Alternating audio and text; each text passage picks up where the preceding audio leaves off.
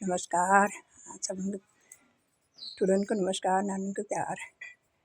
और देखो आज मौसम घाम में बतुनो लेकिन 1 बजे पर फिर जो बतुनो रत्ते बटी रात भर खूब जो हरो ऐसा हरो आइला अने पट्टियो। और हमारे यहाँ आज आलू परोठ बड़ा देखिए आलू परोठ ज़्यादा ठंडे में भल लागनी ने आलू परोठ बड़ी ये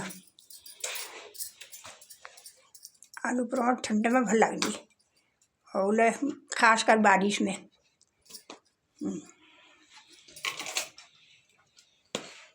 ये छिड़ियो ये आलू छन खाला हलो नांदे नो नाई बढ़ाते रोनी गरम गरम खाने में भल लागो।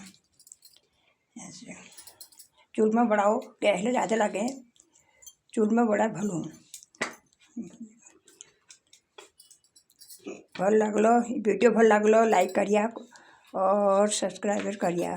धन्यवाद।